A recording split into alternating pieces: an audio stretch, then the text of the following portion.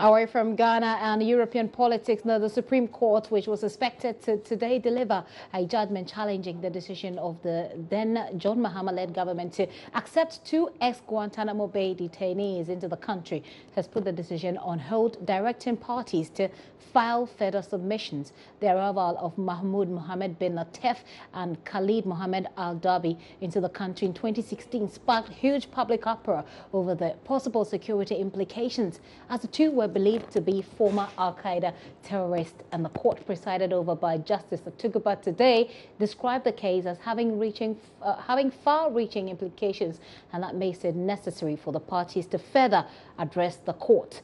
JoyNews' Joseph Akable was in court. He joins me now in the studio. We'll find out what exactly Justice Atuguba meant by saying that the case has far-reaching implications. Let's start with that, Joseph. You're welcome, though. Thank you. So the point he made was the fact that essentially the argument the guys are putting forward in court is the president and Article 75 of the Constitution can enter into an international agreement on behalf of Ghana.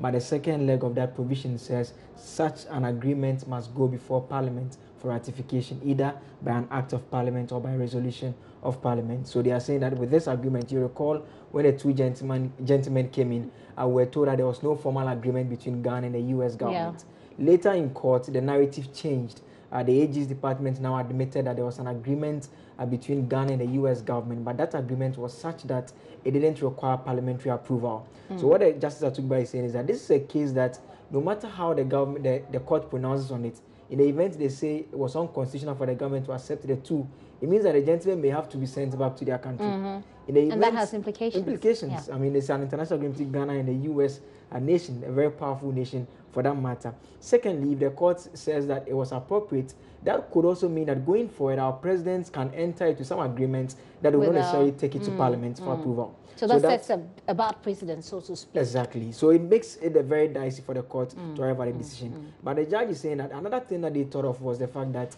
the other provisions, Article 84, 83 and 84 of the 1992 Constitution, 83 specifically talks about the National Security Council, of which the president, vice president, and other security couples in the country are all members of.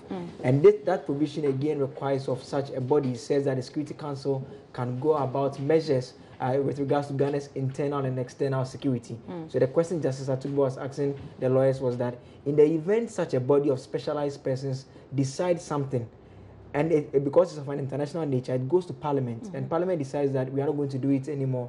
Will Parliament be appropriate? Would it be appropriate to allow Parliament to set aside advice coming from a body of experts in that regard?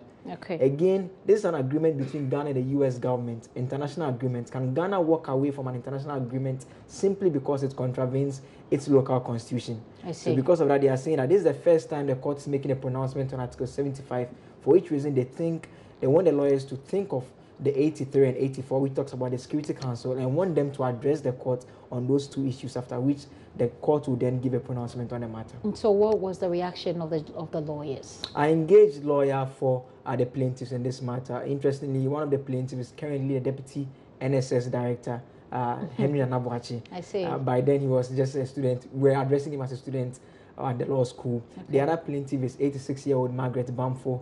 She used to work at the Foreign Affairs years back. I think we saw her not long ago in those visuals from the courts. Yes, I engaged via lawyer Nane J. Ewa, and he says it's not strange that the court is making this directive. They understand the decision by the courts to hold on with the ruling, asking them to address the court. So we can hear from him now. Sure. Is that okay? All right, we can hear from him now. When you go to other jurisdictions like America, they have faced similar situations, and indeed, that was why President Obama couldn't take it was one of the reasons why he couldn't take the Gitmo detainees to America. Because of similar decisions, the Supreme Court of America has set out that even though that's per their constitution, international treaties would have to be ratified with the consent and concurrence of their parliament or of their legislature. But there are certain decisions that the president alone, certain treaties that the president alone can assent to, which is what this is what the Americans have developed as the executive treaty. Okay. Now, so if the president of America had decided to take the Gitmo detainees to America, he would have had to go to Parliament or the legislature, the Senate. But because he was not he didn't have to take them to America. He exercised what he called the executive orders and then took them elsewhere, which means that he didn't need the backing of the legislature or the Senate or the Congress. Okay, so this is monumental to the extent that we are likely, or we may have the position that yes, there are certain agreements which the president of Ghana can take. So it will in effect create a certain exception, which is why the court thinks that we must give further submissions so that they make a decision that would be beneficial to Ghana going forward. Nana Jaiwa is lawyer for the plaintiffs there. Well, Joseph Akable was also in court for the Mawako case.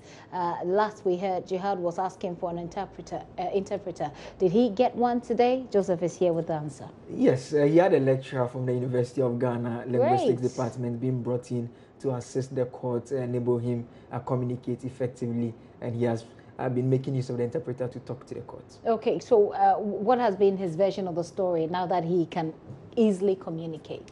He has a very interesting dimension to the whole story. He says that one of his major assignments at the restaurant is to supervise the activities of the workers, especially as they prepare the food. So one thing that he noticed was that the lady on the third day was using the blender, but she put too much onions in the blender.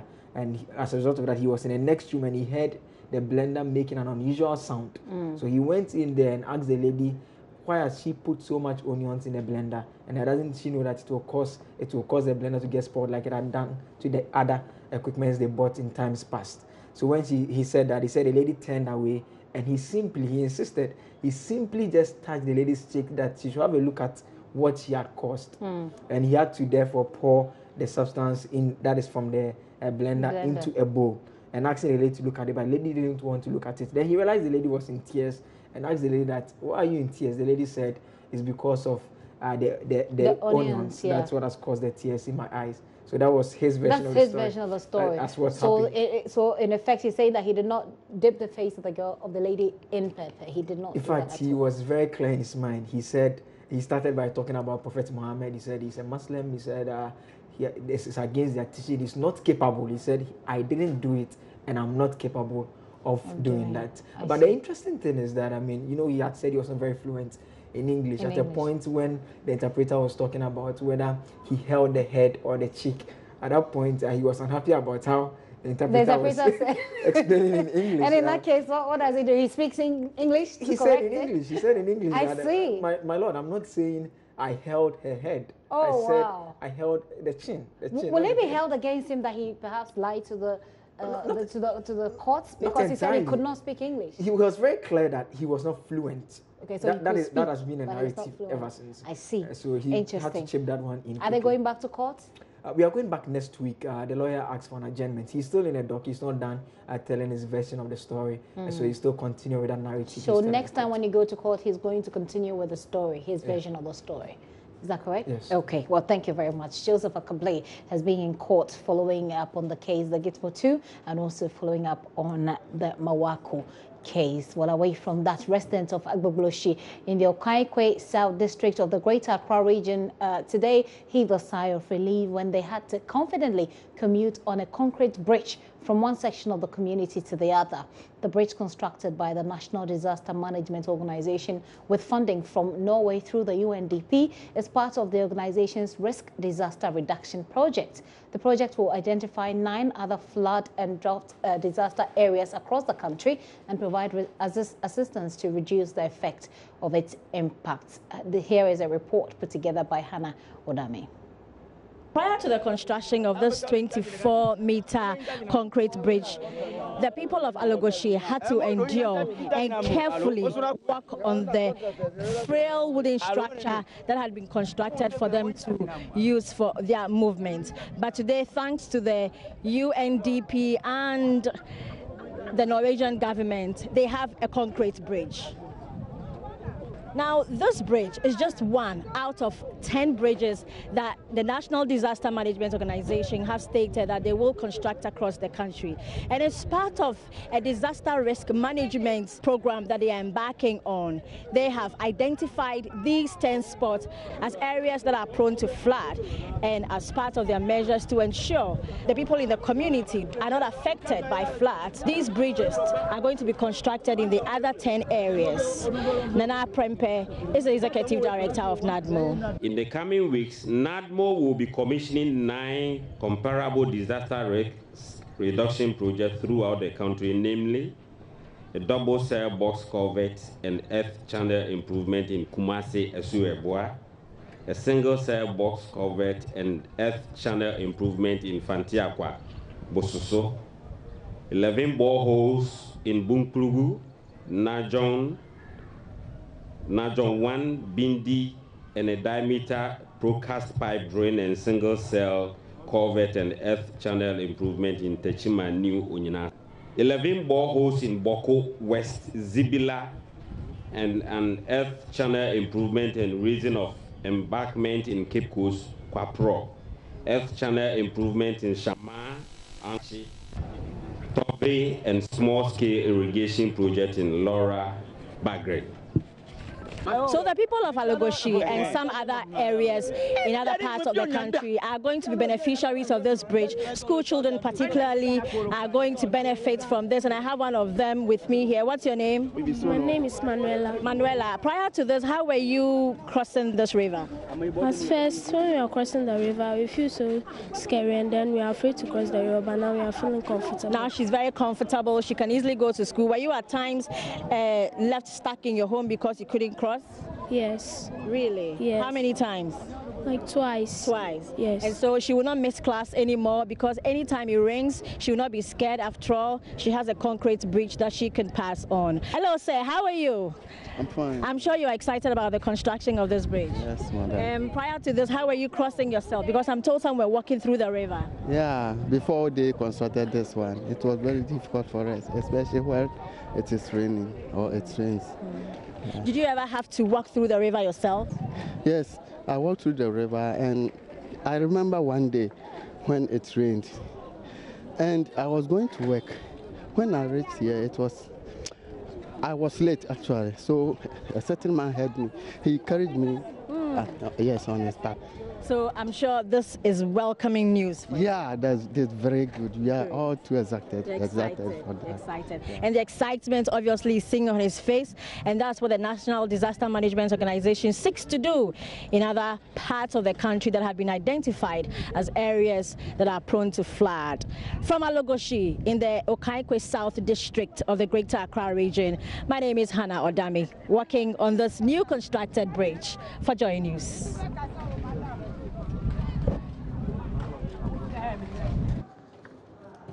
Well, away from that to a rather sad incident, a woman was crushed to death this afternoon when her building collapsed on her in Ofuase in the Ofuase Arabic constituency. Her son was also injured, but he survived and we understand is responding to treatment. Kofi Siao is our correspondent in the region. He joins me on the phone. Hello, Kofi.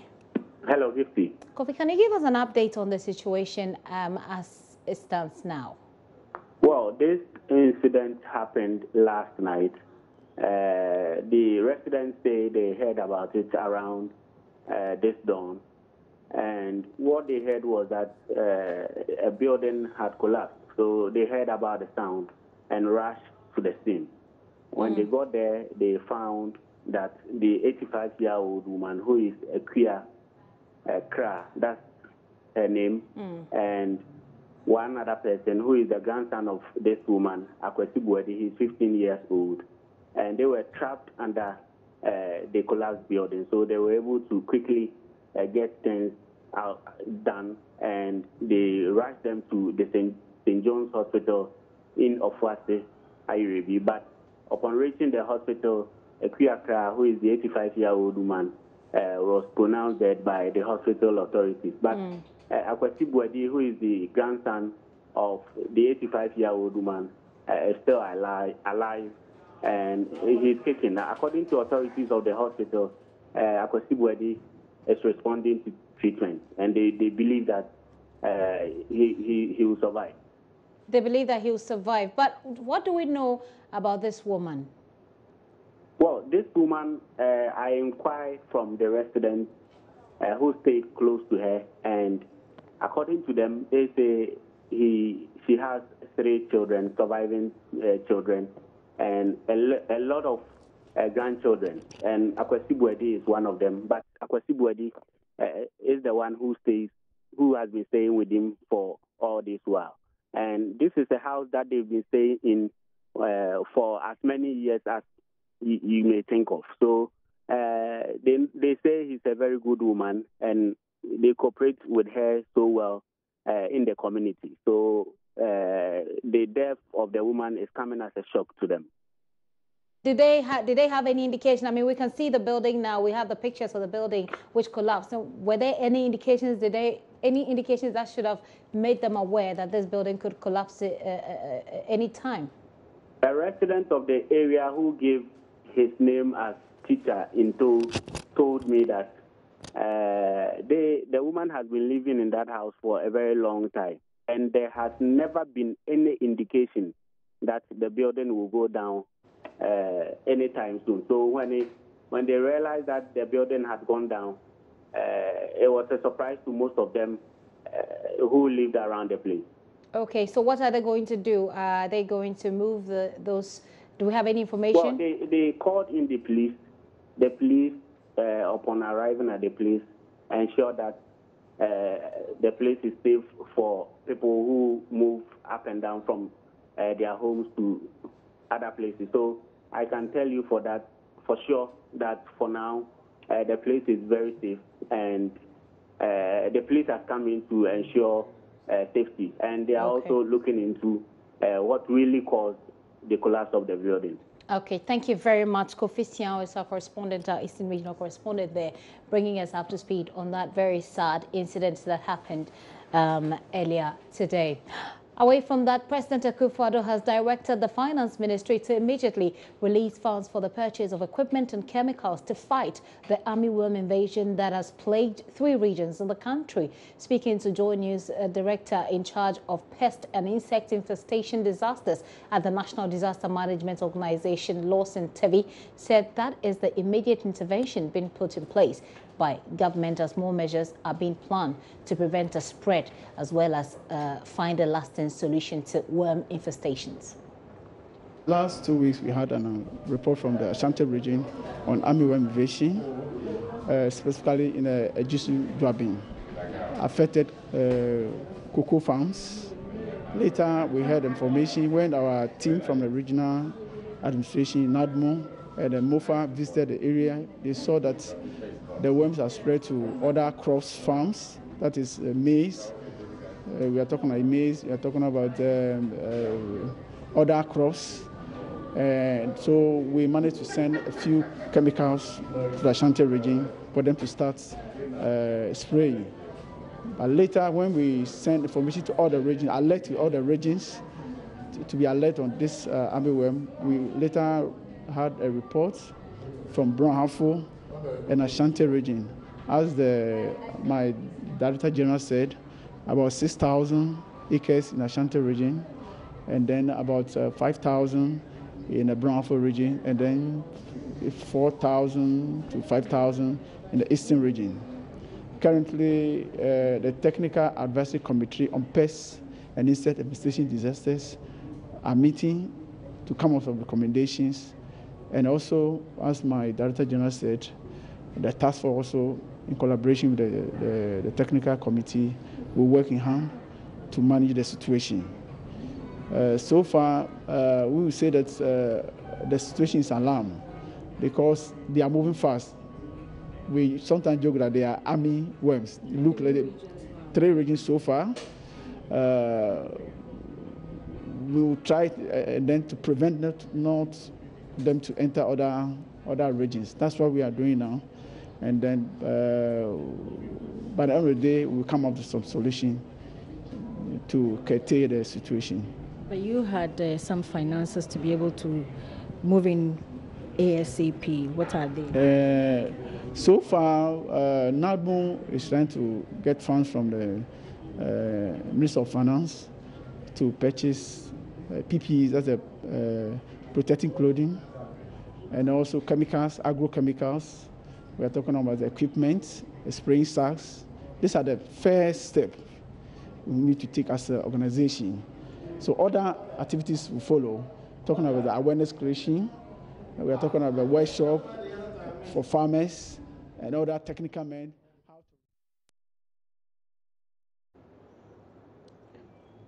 Well, as we indicated earlier, the Kumasi Mall, of course, has been one of the hottest topics on social media. Earlier today, President Akufo-Addo and the Otumfuo Osei were in Kumasi to officially launch the mall. Here's President Akufo-Addo.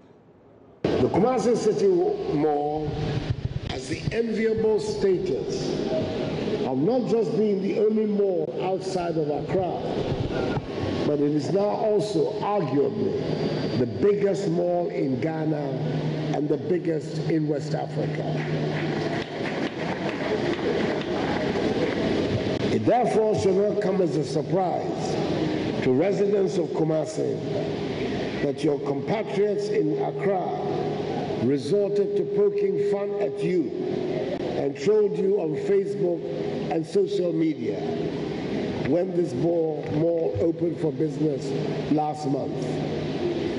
The reason is simple. You have stolen their thunder.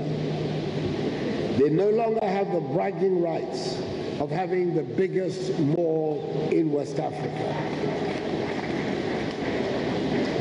As from this moment, it is no longer Yenso Yewobi, as I've heard some say here, but Kesiano Wokumase. KCM, you do all.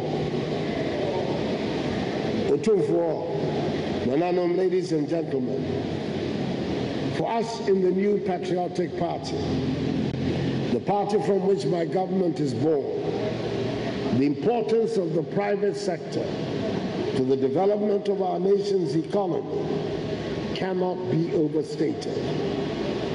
It is the very basis of our economic philosophy and has been so for the last 70 years.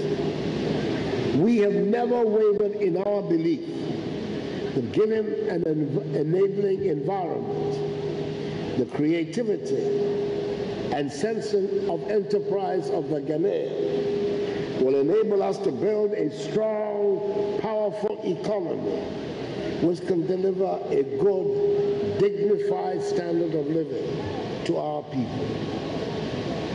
However, since Governor Gottesberg left our shores nearly 90 years ago, the basic structure of our economy has remained largely unchanged. That is President Akufo-Addo there at the official launch of the Kumasi Mall. So who has the bragging right now when Kesiano Kumasi? We'll bring you what the Otumfuo said to date as well in a subsequent bulletin. But Gary Smith is standing by with sports on the pulse.